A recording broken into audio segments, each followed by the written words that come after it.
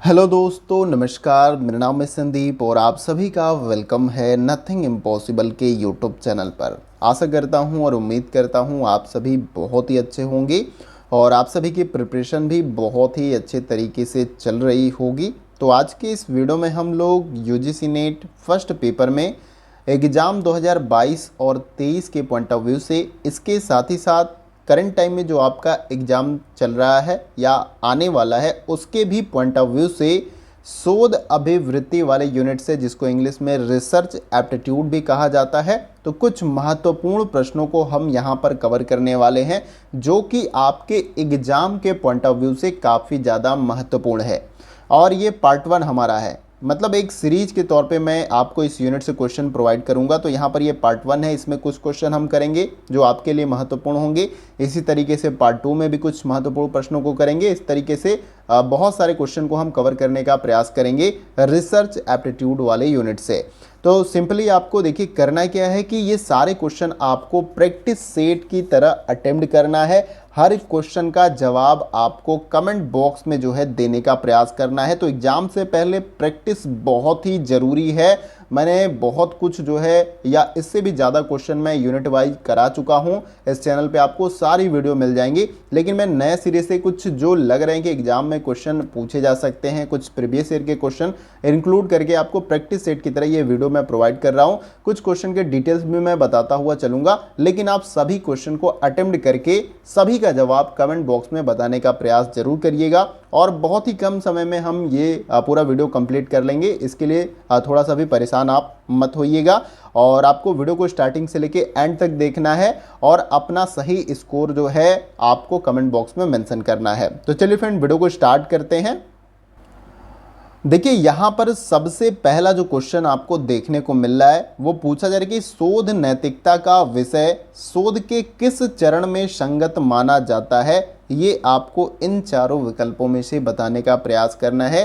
शोध नैतिकता का विषय शोध के किस चरण में संगत माना जाता है। देखिए वीडियो को पॉज करेंगे तो आपके पास पर्याप्त समय भी होगा ताकि आप प्रश्न को गंभीरता से और अच्छे तरीके से समझ पाएं। जब आप प्रश्न को समझ पाएंगे तो आप इन चारों विकल्पों में से अपना सही आंसर कमेंट बॉक्स में बता पाएंगे। तो वीडियो को पॉज करके अपना सही आंसर कमेंट बॉक्स में बताने का प्रयास करें। देखिए यहाँ पर क्वेश्चन का जो हमारा राइट आंसर हो जाएगा वो है आपका ऑप्शन नंबर सी। क्या हो जाएगा यहाँ पर राइट आंसर हो जाएगा प्रदत्त संकलन तथा विवेचन के चरण में।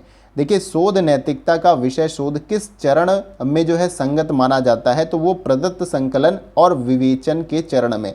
जब हम विश्लेषण उसका करते हैं तो उस समय जो है ये काफ़ी ज़्यादा इम्पोर्टेंट होता है।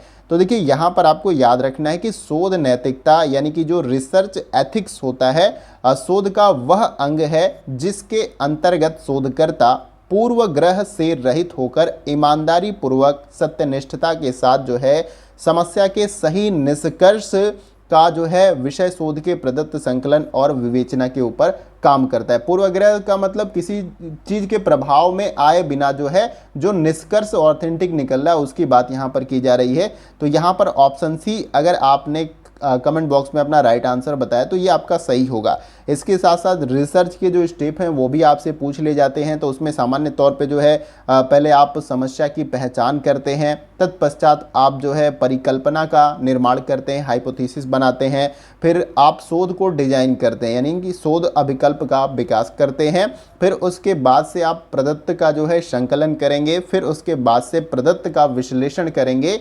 तत्पश्चात आपका सामान्यीकरण आएगा, फिर लास्ट में आप एक निष्कर्ष निकालेंगे। तो इस तरीके से ये स्टेप भी आपको याद रखना है। कई स्टेप से भी कई सारा क्वेश्चन पूछ लिया जाता है। तो अगर आपने ऑप्शन सी राइट आंसर बताया तो ये आपका क्या हो जाएगा सही आंसर। आइए अब अगले प्रश्न को हम देखते हैं। अगला क्वेश्चन हमारा है क्वेश्चन नंबर 2। देखिए इसमें पूछा जा रहा है कि किसी विद्यालय का प्राचार्य विद्यालय के कार्यक्रमों में शिक्षकों तथा छात्रों के प्रतिभाग को अभिवृद्धि करने की संभावना का पता लगाने के लिए उनके साथ साक्षात्कार सत्र आयोजित करता है। यह प्रयास अनुदान के किस जो है प्रकार से संबंधित है, यानी कि यह किस प्रकार के अनुसंधान के साथ जो है संबंधित है। ये आपको इन चारों विकल्पों में से बताने का प्रयास करना है कमेंट बॉक्स में। काफ़ी ज़्यादा इंपॉर्टेंट क्वेश्चन है और आप वीडियो को पॉज करके कुछ क्वेश्चन को अच्छे तरीके से समझ कर जो है अपना राइट आंसर कमेंट बॉक्स में बताने का प्रयास करें।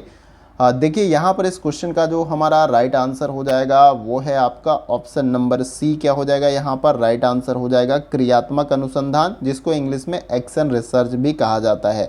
तो किसी विद्यालय का प्रचार्य विद्यालय के कार्यक्रमों में शिक्षकों तथा छात्रों के प्रतिभाग को अभिवृद्ध करने की संभावना का पता लगाने के लिए उनके साथ जब साक्षात्कार सत्र आयोजित करता है तो ये जो है क्रियात्मक अनुसंधान यानी एक्शन रिसर्च के साथ जो है संबंधित है, ये आपको याद रखना है। अब क्रियात्मक अनुसंधान यानी कि एक्शन रिसर्च के बारे में कुछ दो लाइन आप यहाँ पर समझ सकते हैं। तो देखिए, क्रियात्मक अनुसंधान एक प्रक्रिया होती है जिसका उद्देश्य मौलिक समस्याओं का अध्ययन करके नवीन तथ्यों का खोज करना होता है, ये आपको याद रखना है।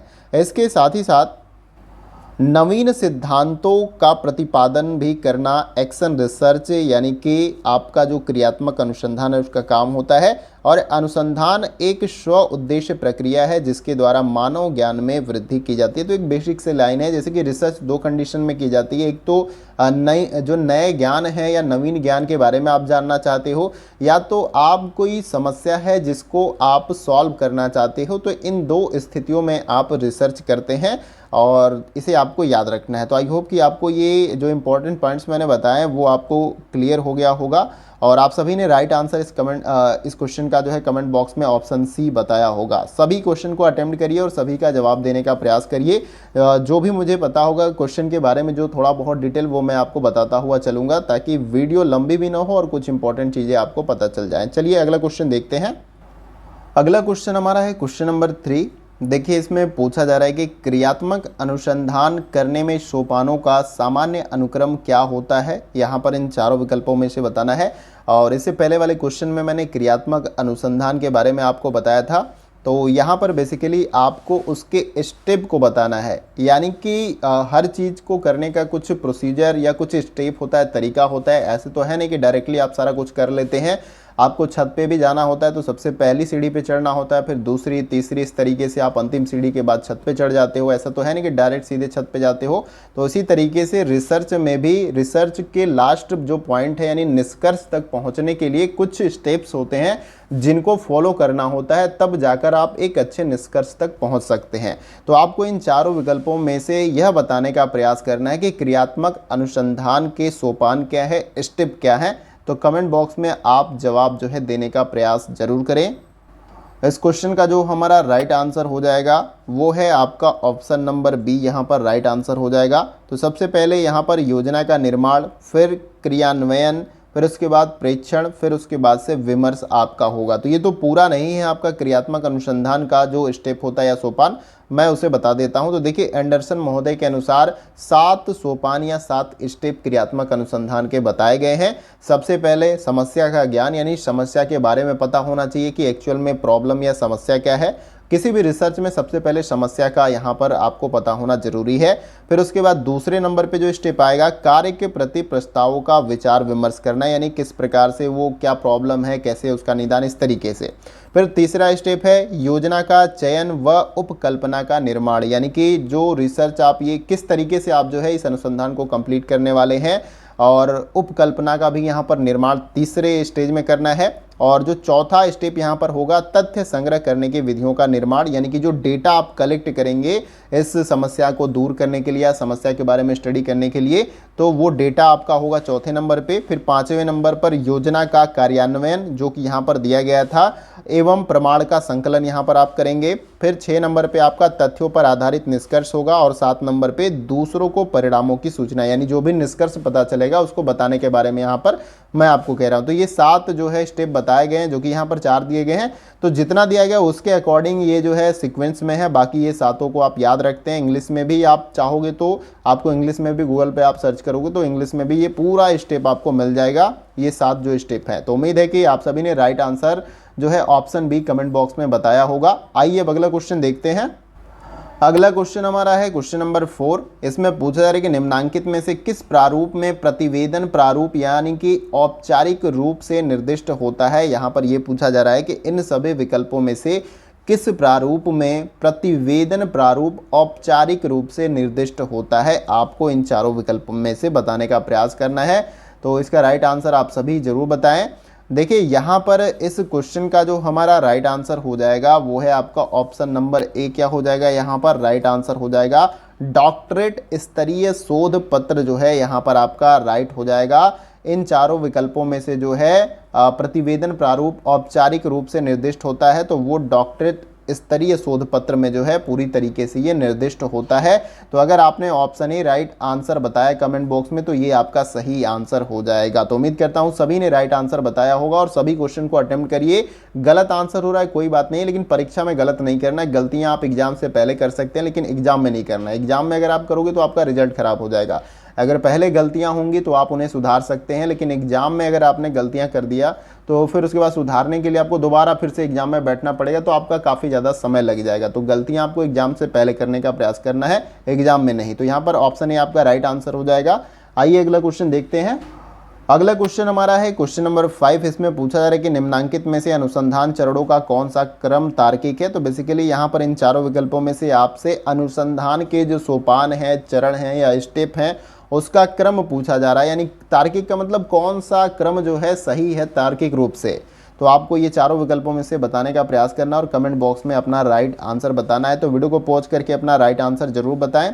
देखिए यहाँ पर इस क्वेश्चन का जो हमारा राइट आंसर हो जाएगा वो है आपका ऑप्शन नंबर सी। क्या हो जाएगा यहाँ पर? राइट आंसर हो जाएगा। सबसे पहले समस्या स्थापन, यानी कि समस्या के बारे में जानकारी है, समस्या के बारे में पहचान, फिर परिकल्पना का निर्माण किया जाता है, फिर शोध अभिकल्प का विकास किया जाता है, मतलब जो शोध को डिजाइन किया जाता है कि कैसे शोध को करना है, फिर प्रदत्त एकत्रीकरण जो है किया जाता है, फिर प्रदत्त का विश्लेषण होता है, फिर सामान्यीकरण किया जाता है, फिर एक निष्कर्ष पे पहुंचा जाता है। तो इसके बारे में अभी मैंने ऊपर आपको रिसर्च के पूरे स्टेप के बारे में बताया था ऐसे ही। तो उम्मीद है कि आपने याद रखा होगा और आसानी के साथ जो है इस क्वेश्चन का राइट आंसर कमेंट बॉक्स में बताया होगा।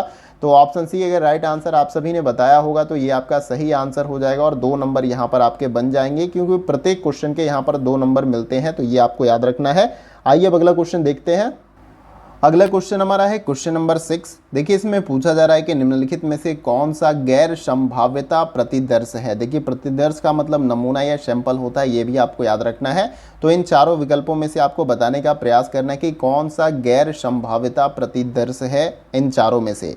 तो इसका राइट आंसर आप कमेंट बॉक्स में बताएं। क्वेश्चन को अच्छे तरीके से पढ़िए, समझिए, देन उसके बाद से अपना राइट आंसर बताने का प्रयास करिए। देखिए यहाँ पर इस क्वेश्चन का जो हमारा राइट आंसर हो जाएगा वो है आपका ऑप्शन नंबर बी। यहाँ पर राइट आंसर हो जाएगा स्व उद्देश्य जो है ये आपका राइट आंसर हो जाएगा। तो स्व उद्देश्य जो है गैर संभाव्यता प्रतिदर्श है, ये आपको याद रखना है। देखिए स्व उद्देश्य प्रतिदर्श और गैर संभाव्यता प्रतिदर्श है, इसमें शोधकर्ता जो है अपनी अध्ययन सुविधा के लिए जो है स्वयं चुनाव करता है, जो सीमित लोगों पर प्राथमिकता के साथ चुनाव होता है। ये आपको याद रखना है। इस सैंपल का, इसके बारे में मैंने बताया। प्रतिदर्श का मतलब सैंपल, नमूना, जिसको शुद्ध हिंदी में यहाँ पर प्रतिदर्श लिखा गया है। तो अगर आपने option B right answer comment box में बताया तो ये आपका सही आंसर हो जाएगा। और ये क्वेश्चन जो है जून 2014 में ये आपका क्वेश्चन पूछा गया था यूजीसी नेट के एग्ज़ाम में। तो ये आपके लिए एक तरीके से इम्पॉर्टेंट है। बहुत पहले क्वेश्चन नहीं, लेकिन मैंने 2019 के भी, 20 के भी, 21 के भी आपको क्वेश्चन कराए हैं। तो कुछ क्वेश्चन मैंने पीछे से भी लिए, एक आध क्वेश्चन इस टाइप के भी आपको एग्जाम में देखने को मिल जाएंगे। तो अगर आपने ऑप्शन बी राइट आंसर बताया तो ये आपका सही आंसर है। आइए अब अगले क्वेश्चन को हम देखते हैं। अगला क्वेश्चन हमारा है क्वेश्चन नंबर 7। देखिए इसमें पूछा जा रहा है कि यदि कोई शोधार्थी प्रभावी मिड डे मील हस्तक्षेप के आयोजन के लिए संभावित कारकों के प्रभाव का पता लगाना चाहता है तो अनुसंधान की कौन सी पद्धति इस अध्ययन के लिए सर्वोत्तम होगी? ये आपको इन चारों विकल्पों में से बताने का प्रयास करना है। राइट आंसर आप जरूर कमेंट बॉक्स में बताएं। वीडियो को पॉज करिए, पर्याप्त समय लीजिए, क्वेश्चन को समझिए और उसके बाद से अपना राइट आंसर बताने का प्रयास करिए। देखिए यहाँ पर इस क्वेश्चन का जो हमारा राइट आंसर हो जाएगा वो है आपका ऑप्शन नंबर डी। यहाँ पर कार्योत्तर पद्धति राइट आंसर हो जाएगा। अब देखिए कार्योत्तर शोध का अर्थ क्या होता है ये भी आपको समझ लेना है। देखिए कार्योत्तर शोध का अर्थ है घटना के बाद शोध जो किया जाता है वो कार्योत्तर पद्धति के अंतर्गत किया जाता है। और कार्योत्तर अनुसंधान को ही जो है घटनाओत्तर या तथ्योत्तर या फिर तत्परिणामी अनुसंधान भी कहते हैं। हिंदी में देखिए 3 नाम मैंने अभी आपको बताया, घटनाोत्तर या तथ्योत्तर या फिर तत्परिणामी अनुसंधान भी जो है कार्योत्तर अनुसंधान को कहा जाता है। इन सभी तकनीकी शब्दों के लिए अंग्रेजी में जो इसका नाम है एक्स पोस्ट फैक्टो रिसर्च भी जो है इसको किया जाता है। और अंग्रेजी के शब्द एक्स पोस्ट फैक्टो का जो शाब्दिक अर्थ होता है वो है कि किसी घटना या परिस्थिति के घटित हो जाने के बाद किया गया अध्ययन जो है एक्स पोस्ट फैक्टो का जो है अर्थ होता है। और इसका इंग्लिश में नाम क्या है, x post facto research, Hindi में कार्योत्तर अनुसंधान, और बाकी जो अदर नाम इसका है घटनाोत्तर, तथ्योत्तर और तत्परिणामी अनुसंधान भी इसको कहते हैं। तो उम्मीद करता हूँ ये डिटेल आपको क्लियर हो गए होंगे और आप सभी ने इस क्वेश्चन का right answer option number D बताया होगा। आइए अब अगला क्वेश्चन देखते हैं। अगला क्वेश्चन हमारा है क्वेश्चन नंबर 8। देखिए इसमें पूछा जा रहा है कि शोध करने के लिए निम्नलिखित में से कौन सी आरंभिक अनिवार्यता की अपेक्षा है, इन चारों में से आपको बताने का प्रयास करना है। तो आप इसका राइट आंसर कमेंट बॉक्स में ज़रूर बताएं। देखिए इस क्वेश्चन का जो हमारा राइट आंसर हो जाएगा वो है आपका ऑप्शन नंबर बी। क्या हो जाएगा, राइट आंसर हो जाएगा अनुसंधान प्रश्न जो है तैयार करना, ये जो है आपका राइट आंसर हो जाएगा। शोध करने के लिए इन सभी विकल्पों में से जो है आरंभिक अनिवार्यता की जो अपेक्षा होती है वो अनुसंधान प्रश्न तैयार करना होता है। तो अगर आपने option B right answer comment box में बताया है तो ये आपका सही आंसर हो जाएगा। आइए अगला क्वेश्चन देखते हैं। अगला क्वेश्चन हमारा है क्वेश्चन नंबर 9। देखिए इसमें पूछा जा रहा है कि शोध प्रबंध लिखने का प्रारूप वही होता है जो निम्नलिखित में से होता है। ये आपको बताना है कि जो शोध प्रबंध लिखने का प्रारूप होता है वही होता है इन चारों विकल्पों में से किसका वही प्रोसेस होता है जो शोध प्रबंध का होता है। तो आपको राइट आंसर कमेंट बॉक्स में बताना है। तो देखिए इस क्वेश्चन का जो हमारा राइट आंसर हो जाएगा वो है आपका ऑप्शन नंबर सी। यहाँ पर क्या हो जाएगा, राइट आंसर हो जाएगा शोध के लघु शोध प्रबंध में। तो शोध प्रबंध लिखने का जो प्रारूप होता है वही जो है शोध के लघु शोध प्रबंध में भी जो है प्रारूप को फॉलो किया जाता है। तो यहाँ पर सी विकल्प जो है आपका राइट आंसर हो जाएगा। तो लघु शोध का जो प्रारूप है उसे भी आपको याद रखना है। तो जो शोध प्रबंध का होता है सेम उसका भी होता है। इसमें सबसे पहले समस्या का चयन होता है जो करने का तरीका है, प्रस्तावना, फिर उद्देश्य, परिकल्पना, कार्यप्रणाली, डाटा संग्रह, डेटा का विश्लेषण, परिणाम और चर्चा। तो यही प्रारूप आपका सेम शोध प्रबंध का भी होता है। तो बेसिकली ऑप्शन सी यहाँ पर राइट आंसर है। अगर आपने ऑप्शन सी राइट आंसर बताया तो ये आपका राइट आंसर हो जाएगा। आइए अगला क्वेश्चन देखते हैं। अगला क्वेश्चन हमारा है क्वेश्चन नंबर 10। देखिए इसको भी देखते हैं। इसमें पूछा जा रहा है कि गुणात्मक शोध के प्रतिमान में निम्नलिखित में से कौन सी विशेषता को महत्वपूर्ण माना जा सकता है। इन चारों में से आपको बताना है कि कौन सा विकल्प जो है यहाँ पर सही होगा। और ये हमारा वीडियो का लास्ट क्वेश्चन है तो इसका सही आंसर आप सभी कमेंट बॉक्स में बताने का प्रयास करें। देखिए यहाँ पर इस क्वेश्चन का जो हमारा राइट आंसर हो जाएगा वो है आपका ऑप्शन नंबर सी। प्रदत्तों के संग्रहण में इंद्रियानुभविक साक्ष्यों का निम्न से उच्च स्तरीय की ओर उन्मुखता, ये जो है गुणात्मक शोध के प्रतिमान की विशेषता के अंतर्गत आता है। यहाँ पर क्वेश्चन में भी यही पूछा गया था कि गुणात्मक शोध के प्रतिमान में निम्नलिखित में से कौन सी विशेषता को महत्वपूर्ण माना जाता है। तो ऑप्शन सी यहाँ पर क्या हो जाएगा, आपका राइट आंसर हो जाएगा। तो अगर आपने option C right answer comment box में बताया है तो ये आपका सही आंसर हो जाएगा। और उम्मीद है कि जितने भी क्वेश्चन मैंने यहाँ पर आपको कराए यानी कि 10 क्वेश्चन में से आपने मैक्सिमम क्वेश्चन को सही किया होगा। गलती भी हो गई है तो आप उन टॉपिक्स को, उन तथ्यों को एक बार रिवाइज करें, क्योंकि मैंने बीच में भी बताया, स्टार्टिंग में भी बताया कि एग्ज़ाम से पहले आप गलतियां करते हैं तो कोई बात नहीं, क्योंकि आप उन्हें सुधार सकते हैं। लेकिन जब आपको एग्ज़ाम हॉल में बैठना है तो वहाँ पर गलतियां सुधारने के लिए कोई समय अतिरिक्त नहीं मिलता है। वहाँ पर आपको बहुत सारे क्वेश्चन अटेम्प्ट करना होता है कुछ सीमित समय में। तो गलतियां आप पहले कर लें। क्वेश्चन गलत हो रहा है तो प्रैक्टिस करेंगे तो आप उन्हें बाद में सही कर सकते हैं। दोबारा जब आप प्रैक्टिस करेंगे, उसके बारे में और जानकारी इकट्ठी करेंगे तो वो आपका सही हो जाएगा। लेकिन एग्जाम हॉल में ये गलती हो तो ज़्यादा से ज़्यादा आप प्रैक्टिस करें, प्रीवियस ईयर के क्वेश्चन लगाएं, इससे आपको काफ़ी ज़्यादा हेल्प मिलेगी आपके एग्जाम में। तो उम्मीद करता हूँ वीडियो का सेशन आप सभी को पसंद आया होगा। वीडियो कहीं से भी अच्छा लगे तो आप हमें लाइक करके जो है अप्रिसिएट कर सकते हैं। इसके साथ ही साथ वीडियो को शेयर करें उन दोस्तों के साथ जिनके पास कोई कंटेंट नहीं है, वो अच्छे तरीके से प्रिपेयर नहीं कर पा रहे हैं, तो आप उनको भी शेयर कर सकते हैं ताकि उनको भी इससे हेल्प मिल सके। इसके साथ ही साथ चैनल पे अगर आप नए हैं तो चैनल को सब्सक्राइब करिए और उसके बगल में जो बेल आइकन का बटन होता है उसको आप प्रेस कर सकते हैं न्यू वीडियो की नोटिफिकेशन को पाने के लिए। इसके साथ ही साथ आप किसी और एग्जाम की भी प्रिपरेशन करते हैं तो भी आप इस चैनल के साथ जुड़ सकते हैं। निश्चित रूप से आपको इस चैनल से कुछ न कुछ सीखने को और कुछ आपके एग्जाम के लिए भी यहाँ पर हेल्पफुल कंटेंट मिलता रहेगा। तो फ्रेंड्स, आज के वीडियो में बस इतना ही। फिर मिलते हैं अगली वीडियो में कुछ और महत्वपूर्ण प्रश्नों के साथ। तब तक के लिए जय हिंद, जय भारत।